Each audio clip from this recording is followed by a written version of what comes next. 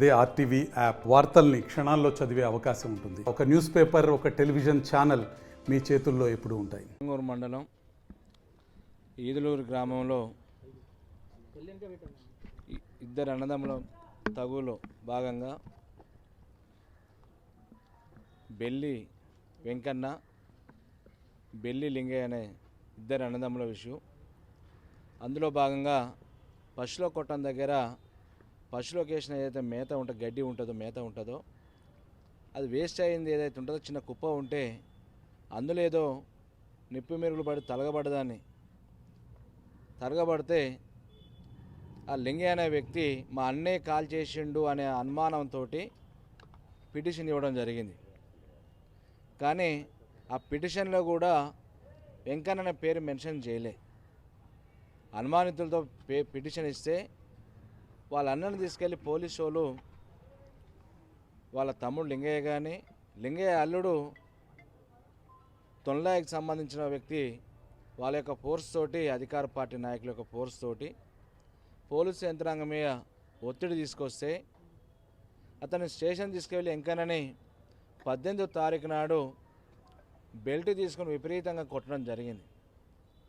తాను గతంలో బతకనీకి బొంబాయి పోయిన వ్యక్తి, కొద్ది కాలాల పాటు అక్కడనే పిల్లలతోటి సంసారం చేసుకుని తన సొంత గూటికి రావాలని చెప్పి బంధుమిత్రుల మధ్యన జీవనం గడపాలని చెప్పి సొంత ఊరికి వచ్చి చిన్న చిన్న పనులు చేసుకుంటున్న వ్యక్తిని, ఎలాంటి రాజకీయ సంబంధం లేని వ్యక్తి, అలాంటి వ్యక్తిని రాజకీయ కోణంలో మరి అతని మీద ఆలోచన చేసి రాజకీయంగా ఒత్తిడి తీసుకొచ్చి విపరీతంగా కొట్టడంతో ఆ పోలీస్ స్టేషన్లో నన్ను ఎందుకు కొడుతురు, ఏ కారణంతో కొడుతురు అని చెప్పి గొంతెత్తి అరిచినా, రొమ్మి మీద బాదుకుంటూ నన్ను ఎందుకు కొడుతురు అని చెప్పి మొర పెట్టుకుని కూడా వినకుండా కట్టంగూరు ఎస్ఐ గారు ఇష్టానుసారంగా విపరీతంగా కొట్టడం జరిగింది.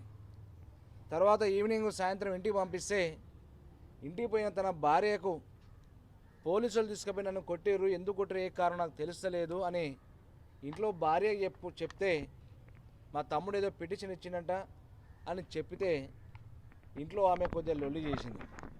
ఎందుకు కొట్టించిన మా భర్తనని చెప్పి ఆవేదన వ్యక్తం చేస్తే మళ్ళీ ఆ మాటలు అన్నవి రికార్డు చేసి మళ్ళీ పోయి పోలీస్ స్టేషన్లో ఆ బెల్లి లింగయ్య అన్నట్టు ఆయన మళ్ళీ పిటిషన్ ఇవ్వడం జరిగింది.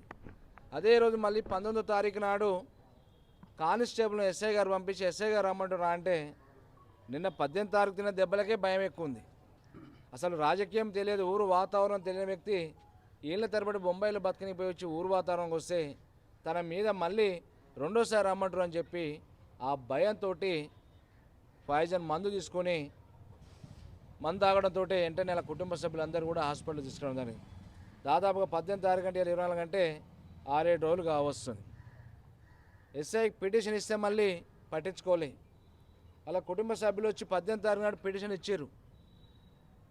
కానీ మందు తాగి హాస్పిటల్లో, గవర్నమెంట్ హాస్పిటల్లో 4 రోజుల పైన ఉంటే కూడా పోలీసు యంత్రాంగం ఎస్ఐ కానీ, సిఐ కానీ, ఒక డిఎస్పీ కానీ, అసలు డిపార్ట్మెంట్కి సంబంధించిన వాళ్ళు కానీ ఎవ్వరు కూడా ఏం జరిగింది, ఎట్లుంది కండిషన్ అని తెలుసుకునే పరిస్థితిలో, ఈ దుర్భరమైన పరిస్థితిలో పోలీసు యంత్రాంగం నకరికల్ నియోజకవర్గంలో ఉన్నది. ఈరోజు డాక్టర్ల దగ్గరకు వచ్చి పలకరిస్తానికి వచ్చిన సందర్భంగా డాక్టర్లు 25% ఓప్స్నే సార్ ప్రయత్నం చేస్తున్నా చెప్పే పరిస్థితికి వచ్చింది.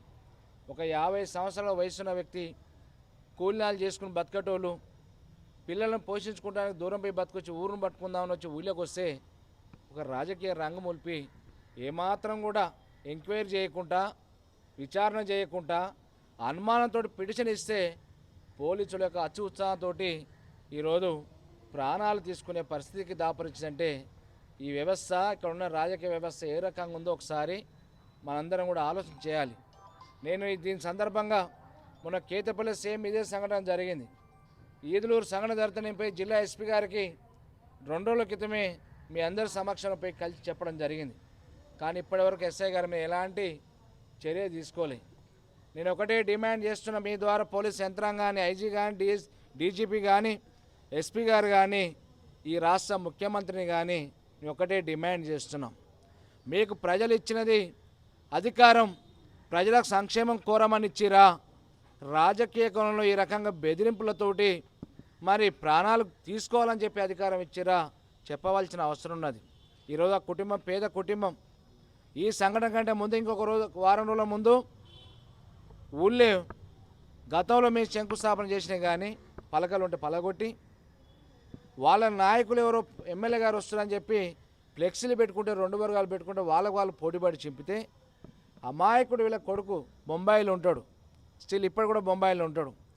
తల్లిదండ్రులను చూసిపోదామని వస్తే సంబంధం లేని పిల్లగాని మీద ఫ్లెక్సీలు చింపిన చెప్పి కేసు పెడితే మళ్ళీ ఎమ్మటే బొంబాయికి వెళ్ళిపోయే పరిస్థితి.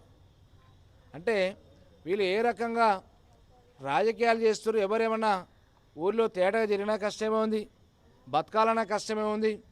ఒక మాజీ సర్పంచులు మాజీ ఎంపీటీసీలు లేకపోతే ఎవరన్నా తిరగాలన్నా కష్టమే ఉంది. పోలీసులు స్టేషన్ పిలిచి రోడ్ ఎక్కొద్దు, ఏ దాంట్లో కూడా ఇన్వాల్వ్ లేకుండా కూడా మేము మీద కేసులు కట్టి మరి మీ తాట తీస్తామనే పద్ధతులు హెచ్చరికలు చేస్తారు. వీళ్ళకి ఇంత దారుణంగా ఒక రాజకీయ సంబంధాల వ్యక్తిని అన్నదమ్ముల ఇరు వర్గాల మధ్యన చిన్న విషయం అనుమానంతో ఉంటేనే వీళ్ళకి ఈ రకంగా చితకబాదితే వీళ్ళ సావు మధ్యలో కొట్టకలాడే పరిస్థితి. ఇంకో అతను పేషెంట్ ఏమో మరి నర్సయ్య అనే వ్యక్తి గుడివాడలో ఇలా హాస్పిటల్ సర్జరీ చేసుకొని బోన్స్ క్రాక్స్ వస్తాయి, పోలీసులు కొడితే కేతపల్లి ఎస్ఐ కొడితే. అంటే ఇట్లా కొట్టుకుంటూ పోతుంటే అలా మీద ఏమాత్రం కూడా యాక్షన్ తీసుకోవట్లే. అంటే మరి యంత్రాంగం ఉందా లేదా, చచ్చిపోయిందా, ప్రజాస్వామ్యం చచ్చిపోయిందా? ఇలా ప్రజలని మనుషుల్లాగా చూసే పరిస్థితి లేరు. పశువుల కంటే ఈయనంగా ఈ రకంగా కొట్టుకుంటూ పోతుంటే మరి రాష్ట్ర ముఖ్యమంత్రి ఏం చేస్తున్నారో ఆలోచన చేయాలి, పైన ఉన్న అధికారులు ఏం చేస్తున్నారో ఆలోచన చేయాలి. మరి రాష్ట్రంలో ఏ పార్టీ ఉండకూడదు, ఏ మతం ఉండకూడదు, ఒకటే మతం ఒకటే ఎజెండా ఉండాలని హుకుం జారీ చేస్తురా, మరి ఏ కారణంతో కొడుతారో ఒకసారి ఆలోచన చేయాలి. మేము ఈ తరపున మరి ఎంకన్నా కుటుంబ సభ్యుల తరపున మేము డిమాండ్ చేస్తున్నాం ప్రభుత్వాన్ని, అలా కుటుంబ సభ్యులను పరామర్శించాలి. అతను జరుగుతున్న ప్రాణానికి ఉన్న ఇబ్బంది ఏందో మొత్తం పూర్తిగా ప్రభుత్వ ఖర్చులతోటి వైద్యం చేయించాలి. ఏదైనా జరగని పరిస్థితిలో జరిగితే మాత్రం పూర్తి స్థాయిలో నేను ఇప్పటికీ డిమాండ్ చేసిన, మొన్ననే చేసిన, మళ్ళీ చెప్తున్నా, ఆ కట్టంగూరు ఎస్ఐ ఎవరైతే ఉన్నారో అతను ఇమీడియట్గా సస్పెండ్ చేయాలి. కేతపల్లి ఎస్ఐ ఎవరైతే ఉన్నారో ఇమీడియట్గా మీరు సస్పెండ్ చేయాలి.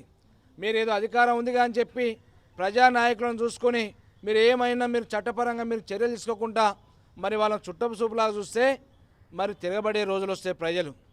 ప్రజాస్వామ్యాన్ని కాపాడాలి మీకని చట్టం మీకు ప్రజలు అప్పచెప్పారు, ప్రభుత్వం ప్రజలు ఇచ్చారు.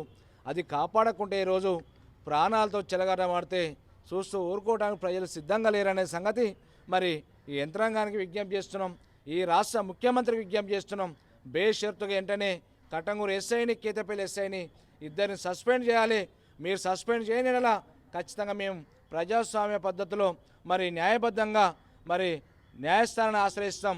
ఏ రకంగా చర్యలు చేపట్టాలో మరి న్యాయం ముందు పెడతామని చెప్పి సందర్భం తెలియజేస్తూ మీ ద్వారా మరి అధికారులకు కానీ ప్రజలకు కూడా తెలియజేయాలని చెప్పి సందర్భంగా తెలియజేస్తూ ఆ పేద కుటుంబాన్ని ఈ ప్రభుత్వం ఆదుకోవాలని చెప్పి సందర్భంగా డిమాండ్ చేస్తున్నాం. మరిన్ని వీడియోస్ కోసం ఛానల్ ని సబ్స్క్రైబ్ చేయండి, లేటెస్ట్ అప్డేట్స్ కోసం వాట్సాప్ ఛానల్ ని ఫాలో చేయండి అండ్ లింక్ డిస్క్రిప్షన్ లో ఉంది.